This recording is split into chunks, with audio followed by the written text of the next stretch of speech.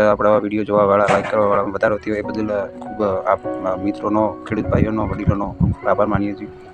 અને સબસ્ક્રાઈબ પણ આપણા દિવસે દિવસે વધતા જઈ રહ્યા છે. એક બીજી આજે થોડીક વાત કરું કે જે અત્યારે અમુક ગુજરાતમાં આગાહી જે કારો છે બધા આગાહી અત્યારે કરતા હોય છે, જે વરસાદ અંગે એક આગાહી કરી રહ્યા છે કે આગળ એક બ્રેક મોન્સૂન કન્ડિશન આવવાની સંભાવના છે. એ ક્યારે આવશે એ હજી કહેતા નથી, પણ આવવાની શક્યતા છે.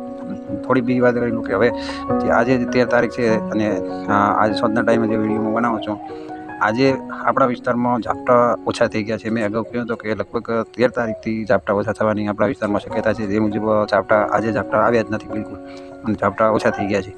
બીજું કે જે મેં 4 તારીખની 9ની આગાહી કરી હતી કે 9થી કરીને આપણા વિસ્તારમાં 13 તારીખ સુધી ઝાપટા અથવા ક્યારેક સામાન્ય ક્યારેક વધારે વરસાદ આવી શકે તે મુજબ વરસાદ પણ થયો છે. હવે થોડીક નવી બીજી વરસાદ અંગેની એક આગાહી એ છે કે માહિતી આપો કે 16 તારીખથી રાજસ્થાનના પશ્ચિમી ભાગોમાં એક અત્યારે તો અમુક તો કે નહીં આવે સિસ્ટમ, કે જે સાયક્લોન બનવાનું છે નહીં બને એમ શક્યતાઓ દર્શાવી. અમુક મોડલો છે એ બતાવે છે કે જે સિસ્ટમ બનશે એ બિકાનેરથી છેક પશ્ચિમી રાજસ્થાનમાં અને સિંધ કચ્છ સુધી જવાની શક્યતા છે.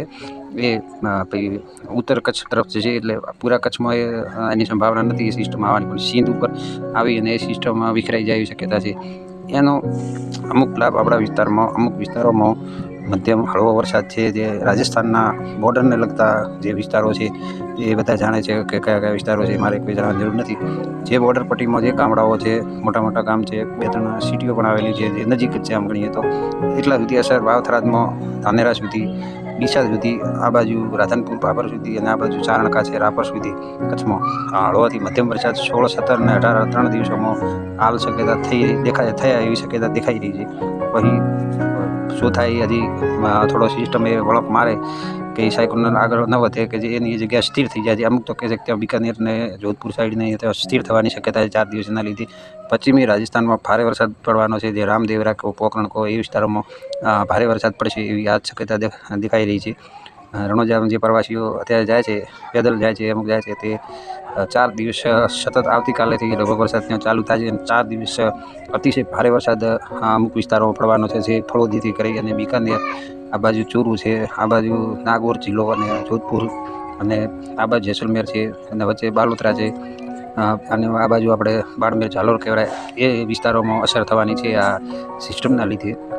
અને આપણે એ સિસ્ટમનો થોડો લાભ મળે એવી શક્યતા છે. અને વરસાદ ભરપૂર માત્રામાં પણ થઈ શકે છે, ઓછો વધતો પણ થઈ શકે છે.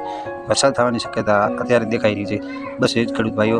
વધુ માહિતી વળે કંઈ ફેરફાર થશે હવામાનમાં તો આપણે એક વિડીયો રૂપે તમને જરૂર આપણા યુટ્યુબ ઉપર આપને જોવા મળશે.